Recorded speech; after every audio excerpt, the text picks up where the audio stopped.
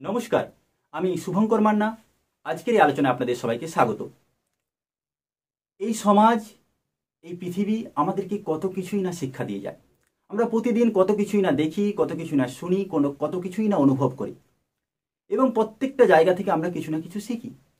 যেখানে কিছুদিন আগেই অতুল ভূষণ, একজন 34 বছরের যুবক, এবং নিকিতা সিংহানিয়ার অধরা প্রেম কাহিনী আমরা দেখেছি, যেখানে পত্নী নিকিতা সিংহানিয়ার দ্বারা এতটাই অত্যাচারিত হয়েছে যে অতুল ভূষণের মতো একজন ইঞ্জিনিয়ার 34 বছরের আত্মহত্যাকে বেছে নিয়েছে।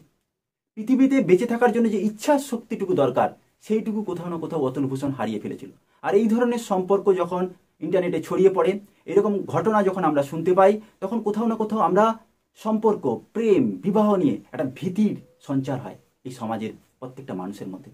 তো সেই জায়গা থেকে দাঁড়িয়ে কোথাও না কোথাও মনে হয় যে সমাজ থেকে কোথাও না কোথাও প্রেম, ভালোবাসা জিনিসটা হারিয়ে যাচ্ছে। কিন্তু না, আজকে এমন একজন ঘটনা যে বিবেক এবং সৃজনার প্রেম কাহিনী, অধরা প্রেম কাহিনী, যেখানে লায়লা মজনু থেকে শুরু করে সবাইকে কোথাও না কোথাও হারিয়ে দেয়। এই বিবেক পাঙ্গেনি এবং সৃজনা সুবেদী, যাদের অধরা প্রেম কাহিনী আজকে আমি আপনাদের শোনাবো। সেই প্রেম কাহিনীর মধ্যে কোথাও না কোথাও রয়েছে ত্যাগ, সমর্পণ, আত্মবলিদান, কর্তব্য, প্রেম, ভালোবাসা, একে অপরের প্রতি নিষ্ঠা, এবং একে অপরকে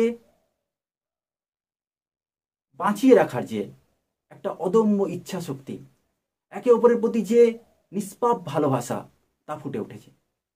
আজকে আমি আপনাদের বলবো এই বিবেক এবং সৃজনার প্রেম কাহিনী, যেখানে বিবেক একজন 32 বছরের যুবক, এবং বিবেক এবং সৃজনা দুজনেই নেপালের বাসিন্দা। বিবেক এবং এই সৃজনার প্রেমটা শুরু হয়েছিল স্কুল লাইফ থেকে, আজ থেকে প্রায় 6 বছর আগে, যেখানে বিবেক এবং সৃজনা একে অপরকে ভালোবেসে ফেলে, এবং বিবেক ছিল সৃজনার সিনিয়র। তারপরে আস্তে আস্তে করে কিছুটা সময় কাটানোর পর বিবেক পিএইচডি ছাত্র ছিল, ইউনিভার্সিটি অফ জর্জিয়াতে তার অ্যাডমিশন হয়ে যায়, এবং সেখানে যখন তার অ্যাস্ট্রোনমি বা পদার্থবিদ্যায় যখন তিনি গবেষণা করছিলেন, তখন তাকে সাহারা দিতে তার ধর্মপত্নী, তার বিবাহিত স্ত্রী সৃজনা তার সাথে চলে যায়। কিন্তু কোথাও না কোথাও বর্তমানে যে মারণ রোগ, তার কাছে তাদের ভালোবাসা বাধা হয়ে দাঁড়ায়, আর বাধ্য হয় তাদের ভালোবাসা কোথাও না কোথাও পরাজিত হতে। 2022 সালে নাগাদ জানতে পারে যে বিবেকের যে হেডেক, যে মাথার যন্ত্রণা হচ্ছে, তার মূল কারণ ব্রেন ক্যান্সার। আর আস্তে আস্তে করে সৃজনা বুঝতে পারে 2023 জুলাই নাগাদ যে বিবেকের কাছে মাত্র আর 6 মাস রয়েছে। সৃজনা হেরে যায়নি। বিবেক সৃজনা একে অপরে সোশ্যাল মিডিয়াতে বহু রিলস বানাতো। তাদের একে অপরের যে প্রতি যে ভালোবাসা, নিষ্পাপ ভালোবাসা, তাদের একে অপরের প্রতি যে টান, কর্তব্য, স্নেহ, তার সাথে সাথে যে আত্মবলিদান, সমর্পণ, ত্যাগ, তা ফুটে উঠেছে তাদের এই রিলগুলোর মধ্যে। সৃজনা চাইছিল যে তার ভালোবাসার মাধ্যমে কোথাও না কোথাও এই মারণ ক্যান্সার রোগটা পরাজিত হোক, বিবেককে আরও কিছু দিনের জন্য যেন বাঁচিয়ে রাখা যায়। আর সেই জন্য একজন স্ত্রী হিসেবে যা কর্তব্য করার তিনি করেছেন। তিনি প্রতিদিন বিবেকের জন্য তার শুশ্রূষা করা, তার চিকিৎসা করা। শুধু তাই না, যখন বিবেকের 4th স্টেজে ক্যান্সারে যখন আস্তে আস্তে করে চুল উঠতে শুরু করে, তখন সৃজনা নিজে তার চুল কেটে দেয়। এবং কীভাবে একে অপরের সেবা করছে সৃজনা, কীভাবে তার স্বামীর প্রতি যে তার ভালোবাসা ফুটে উঠেছে, তা সত্যি মানে ভাষায় প্রকাশ করা যায় না।